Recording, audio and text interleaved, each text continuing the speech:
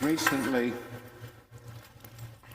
I was called to visit an elderly lady who was passing away in hospital. She was 102 years old,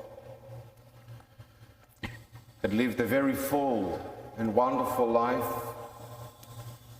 a life of faith, a life of kindness, and a life of love. And as I was reflecting upon her life with her beautiful son, it dawned on both of us that she was born in 1918.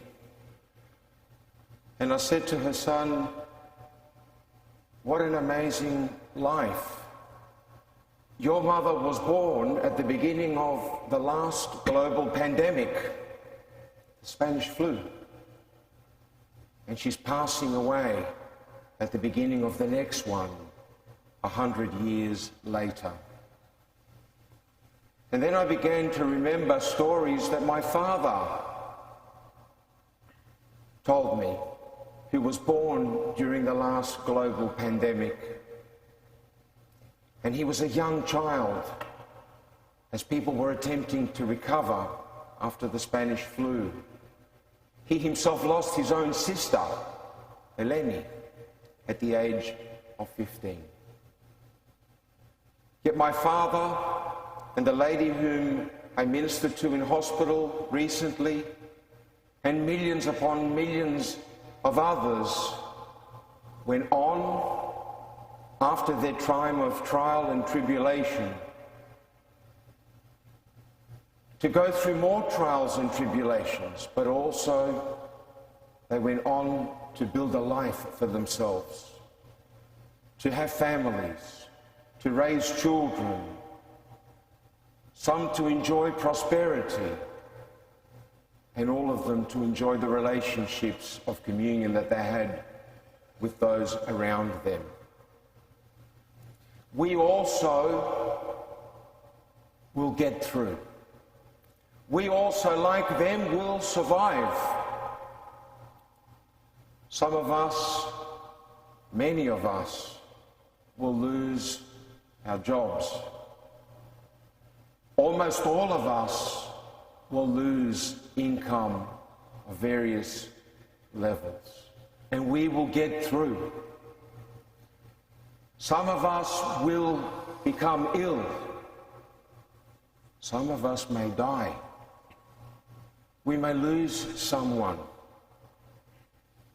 And yet, with each other, we will get through. And fundamental to getting through are two connections in our life without which we will struggle. Our connection with God above, our vertical relationship in life, and our connection with our brother and sister to our left and to our right, our horizontal relationships. Our vertical relationship with God and our horizontal relationship with other human beings makes the sign of the precious cross. And the symbol of that cross for us is not a symbol of defeat. For us Christians, it is not a symbol of weakness. The cross is a symbol of transformation through suffering. The cross is a symbol that through trial and through agonia, agony, that through struggles, that through this challenging and testing time, there is a transformation that presents itself. And every trial and every hardship is furnished with the opportunity to change, with the opportunity to be transformed. We will ask ourselves during this difficult time, this illness will call into question many things. What is the church without a building that I can attend and enter? What is my worth without an income? How do we plan without certainty? How do we love despite risk? These are fundamental questions about what we choose to be, what we are, and what we hope to be as human beings. And we oscillate in the same way as the poor father that brought his sick son to Jesus in today's gospel. And he says to the Lord, Lord, I believe, but help my unbelief. I believe, but there's a part in me that struggles to overcome my faithlessness. Isn't this at the heart of every human life? Isn't this at the heart of our community identity? Isn't this at the heart of our struggle from the morning to the evening in our life? This oscillation between believing and not believing? This is the most human thing. And both will come into play as we struggle in the days and the weeks and the months ahead. And yet, the cross will remain our symbol. The symbol of transformation through sacrifice. The symbol of new life through trial and tribulation. The symbol of justice after the injustice. The symbol of the cross should be in our hearts, signed upon our foreheads, engraved in the very depths of our souls and within our family lives, on our front doors, if you wish. Not because it possesses some superstitious magic power.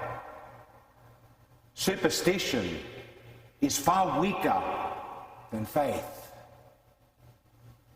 Faith is powerful because it transforms us, because it drives us forward, because it gives us hope so that we can continue to love when it has become difficult to love. It gives us the strength to take risk, acceptable risk, where there is fear, to reach out emotionally when we have to distance ourselves physically. So, my friends, do not despair. Our ancestors have been through this before, and with far fewer resources than we have at our disposal. But it is acceptable and normal for us to oscillate between faith and faithlessness. And faith means to believe that God is with us, but it also means to have faith in ourselves. It also means to have faith in each other. No less than Christ, when Peter was asking to walk on the waters during the tempest, Christ had faith in Peter that he could do it. Faith is not only from human beings towards God. God has faith in us as well as his children. God has faith in us as people made in his image and likeness. And so I ask all of you, despite our moments of weakness in faith, have faith in God. Have faith in each other. Have faith in yourself. Have faith in our leaders to do the right thing. Pray for our political leaders. Pray for our Archbishop, the man who is sitting in the Archdiocese in Sydney, obeying the rules, doing the right thing, but in deep prayer for his flock. Pray for him. He still leads us. Pray for the Prime Minister. He's doing his best. Pray for the doctors, the nurses. But for those that have lost their jobs, for those that have lost a loved one, for those who have fallen ill, if you can, reach out to them. If you haven't lost your job, if you haven't lost your business, if you haven't lost your income, now's your chance to shine. Reach out and help in very pragmatic and practical ways. Show the rest of humanity that it is right to have faith in your kindness and in your generosity. Amen.